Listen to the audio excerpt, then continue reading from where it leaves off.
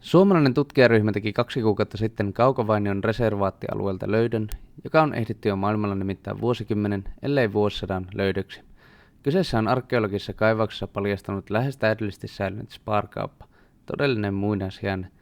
Kaivaukseen johti Oulun yliopiston arkeologi Marjatta Vasara.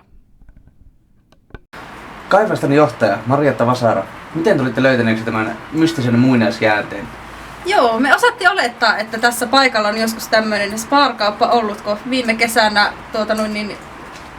kaivausten yhteydessä löytyi kuitteja ja muovikasseja. Kaivauksen aikana löytyi myös 2 erikoista ruumista. Kyllä, kaivoksen aikana löydettiin 2 hyvin säilynyttä ruumista, jotka sitten tunnistettiin Sparin myyjäksi uniformun perusteella sekä sitten joku toinen henkilö, jolla oli sitten olutta Sparin kassissa. Onko jotain ajatusta siitä, että miten nämä ruumiit ovat päätyneet nykyisille paikoille? Kyllä, tutkimuksen perusteella kyseessä on tällainen vanha uskonnollinen riitti, jota sitten alkuasukkaiden parissa kutsutaan juoksukaljoiksi. Et tässä riitissä joku varastaa kaljaa ja sitten myyjä jahtaa tätä varasta, mutta tässä sitten kyseisessä tilanteessa jotain on mennyt pieleen ja nämä ruumiit ovat sitten löytyneet ja hyvin säilyttynä tupakan tumppien ja kaljapahvien alta meidän arkeologien iloksi. Kaivauksia on häiritty raskaasti alkuasukasheimon temppelistä ravintola Holovista käsin.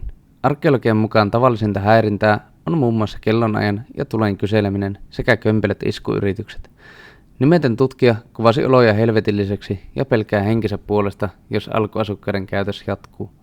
Suomen hallitus käsitteleekin löydön merkittävyyden takia jo ensi viikolla Kaukovainion heimon siirtämistä vaikka väkivalloin esimerkiksi Kaijonharjun reservaattiin.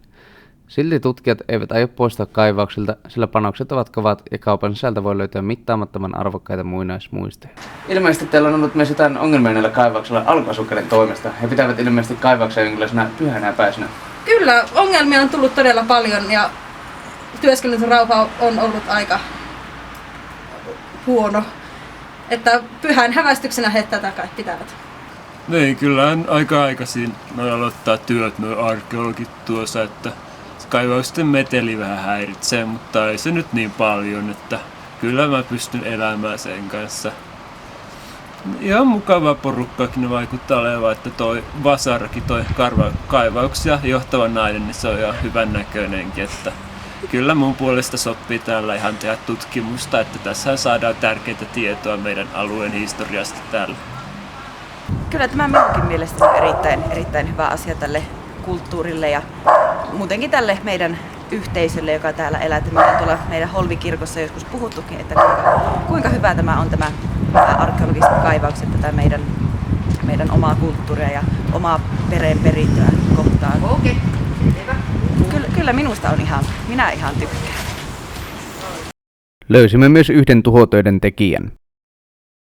On ärsyttänyt ihan tosi paljon nuo kaivaukset, kun itse on työtä ja yksinäinen ja silleen, ja niillä on siellä kaivauksella töitä ja kivaa keskenään.